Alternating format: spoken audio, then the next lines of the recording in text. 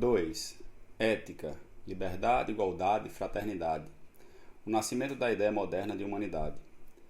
Poderíamos esperar que o confisco do pensamento pela religião e a relegação da filosofia a segundo plano tivessem como consequência uma regressão no plano ético. Em muitos aspectos, pode-se pensar que aconteceu o inverso. O cristianismo vai trazer no plano moral pelo menos 3 novas ideias não gregas, ou não essencialmente gregas, todas ligadas à revolução teórica que acabamos de ver em ação. Ora, essas ideias são de uma modernidade espantosa.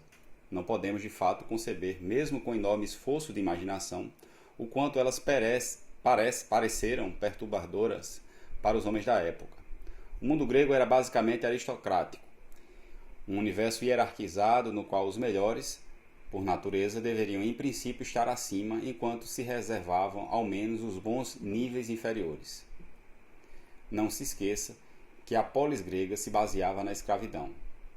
O cristianismo vai trazer até ela a noção de que a humanidade é fundamentalmente uma e que os homens são iguais em dignidade, ideia incrível na época e da qual nosso universo democrático será em parte herdeiro.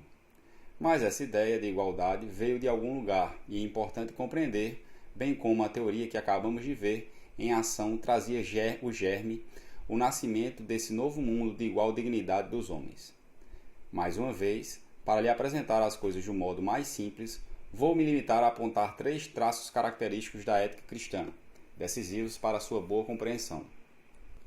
Primeiro traço: a liberdade de escolha, o livre-arbítrio, se torna fundamento da moral, e a noção de igual dignidade de todos os seres humanos faz sua primeira aparição. Vimos em que sentido os grandes cosmólogos gregos tomavam a natureza como norma. Ora, a natureza é profundamente hierarquizada, quer dizer, desigual.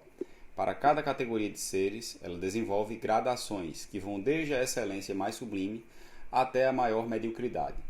Com efeito, é evidente que somos, se nos colocarmos apenas sob o ponto de vista do natural, muito desigualmente dotados, mais ou menos fortes, rápidos, grandes, belos, inteligentes, etc. Todos os dons naturais são suscetíveis de uma distribuição desigual. No vocabulário moral dos gregos, a noção de virtude está diretamente ligada às de talento ou dons naturais. A virtude é, antes de tudo, a excelência de uma natureza bem dotada. Eis porque, para lhe dar um exemplo bem típico do pensamento grego, Aristóteles pode tranquilamente falar, num de seus livros dedicado à ética, de olho virtuoso. Para ele, isso significa apenas olho excelente, um olho que vê perfeitamente, que não é nem hipermétrope, nem míope. Em outras palavras, o mundo grego é um mundo aristocrático, quer dizer, um universo em que repousa inteiramente sobre a convicção que existe uma hierarquia natural dos seres. Olhos, plantas ou animais, certamente, mas também homens. Alguns são naturalmente feitos para comandar, outros para obedecer, e é por isso, aliás, que a vida política grega se adapta sem dificuldade à escravidão. Para os cristãos, e nisso eles anunciam as morais modernas, das quais falarei no próximo capítulo, essa convicção é ilegítima, e falar de um olho virtuoso não tem nenhum sentido, porque o importante não são os talentos naturais em si, os dons recebidos no nascimento. É claro, e quanto a isso não há dúvida, que eles são muito desigualmente repartidos entre os homens, e alguns, com certeza, são mais fortes e inteligentes do que outros, exatamente como existem por natureza olhos mais ou menos bons. Mas, no plano moral, essas desigualdades não têm nenhuma importância, porque importa apenas o uso que fazemos das desigualdades recebidas no início, não as qualidades em si. O que é moral ou imoral é a liberdade de escolha, o que os filósofos vão chamar de livre-arbítrio e, de modo algum, os talentos da natureza enquanto tais. Esse ponto pode lhe parecer secundário ou evidente. Na verdade, é literalmente extraordinário na época, pois, com ele, é todo um mundo que oscila.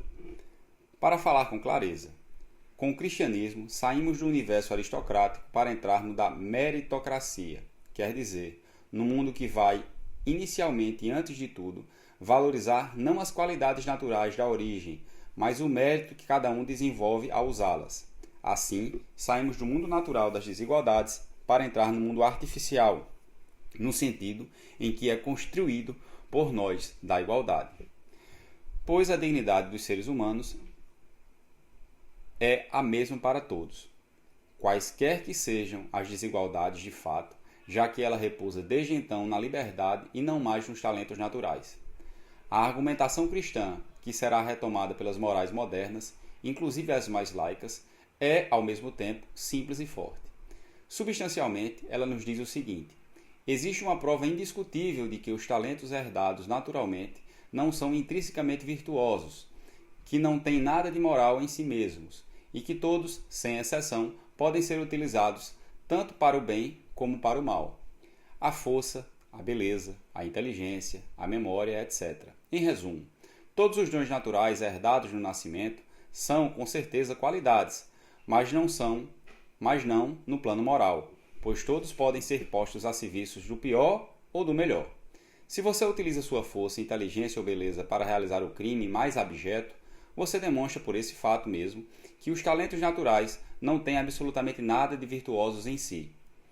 Porque apenas o uso que se faz deles pode ser chamado de virtuoso, como aliás indica uma das mais célebres parábolas do Evangelho, a parábola dos talentos.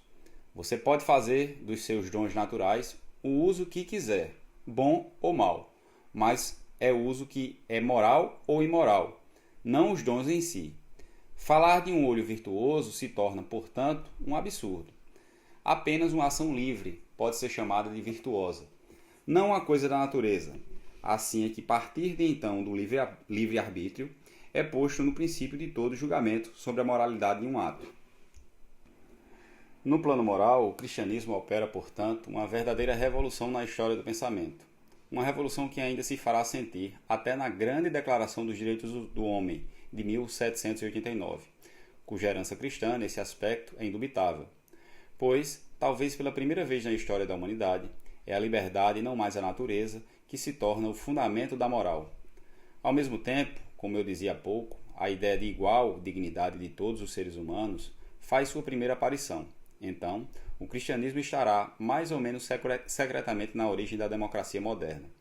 Paradoxalmente, embora a Revolução Francesa seja por vezes fortemente hostil à Igreja, ela não deixa de dever ao cristianismo uma parte essencial da mensagem igualitária que vai contrapor ao antigo regime. Aliás, constatamos ainda hoje o quanto as civilizações que não conheceram o cristianismo têm dificuldade em dar à luz regimes democráticos, porque a ideia de igualdade, em especial, não é evidente para elas. A segunda perturbação está diretamente ligada à primeira. Consiste em estabelecer que, no plano moral, o espírito é mais importante do que a letra, o foro íntimo mais decisivo do que a observância literal da lei da cidade, que é sempre uma lei exterior. Ainda há pouco evoquei a parábola dos talentos. Outro episódio dos Evangelhos pode servir como modelo. Trata-se da famosa passagem em que o Cristo toma a defesa de uma mulher adúltera, a quem a multidão, segundo o costume, se prepara para apedrejar. É certo que o adultério, o fato de enganar o marido ou a mulher, é considerado por todos naquela época como um pecado. Evidentemente, existe uma lei que ordena que a mulher adúltera seja apedrejada. É essa a letra do Código Jurídico em vigor. Mas e o espírito, o foro íntimo? O Cristo se coloca à margem da multidão, sai do ciclo dos conformistas, daqueles que só pensam na aplicação escrita mecânica da norma, e apela para as consciências e lhes diz o seguinte: no fundo de suas consciências, vocês têm certeza de que está certo o que estão fazendo? E se vocês examinassem, seriam capazes de se considerar melhores do que esta mulher, que estão prestes a matar, e que talvez tenha pecado apenas por amor? Que aquele que nunca pecou lhe atire a primeira pedra. E todos aqueles homens, em vez de seguirem a letra da lei, olharam para dentro de si mesmos para entender o sentido daquilo, para refletir também sobre seus próprios defeitos e começar a duvidar, a partir daí, de que eles pudessem ser juízes impiedosos. Por aí talvez você possa avaliar tudo o que o cristianismo possui de inovador.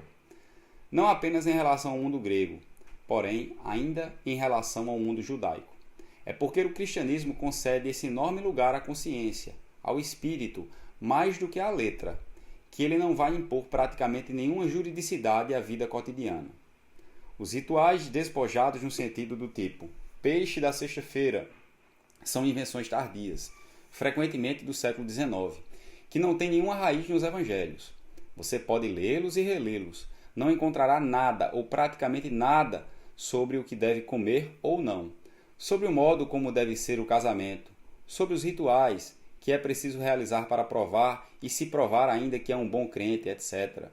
Enquanto a vida dos judeus e dos muçulmanos ortodoxos é cheia de imperativos exteriores, de deveres referentes às ações, a realizar na cidade dos homens, o cristianismo se contenta em remetê-los a eles mesmos para que se descubra o que é bom ou não. Remete ao Espírito do Cristo e à sua mensagem, e não à letra cerimonial dos rituais, que são respeitados sem que preste atenção a eles.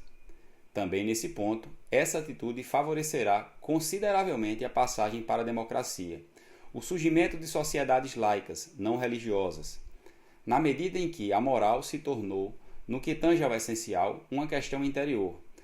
Ela tem ainda menos razão para entrar em conflito com as convenções exteriores. Pouco importa que se reze 1 ou 100 vezes ao dia. Pouco importa que seja proibido ou não comer isto ou aquilo. Todas as leis, ou quase todas, são aceitáveis, desde que não ataquem o fundo, o espírito de uma mensagem crítica, que não tem nada a ver com o que comemos, como as roupas que vestimos ou com os rituais que respeitamos.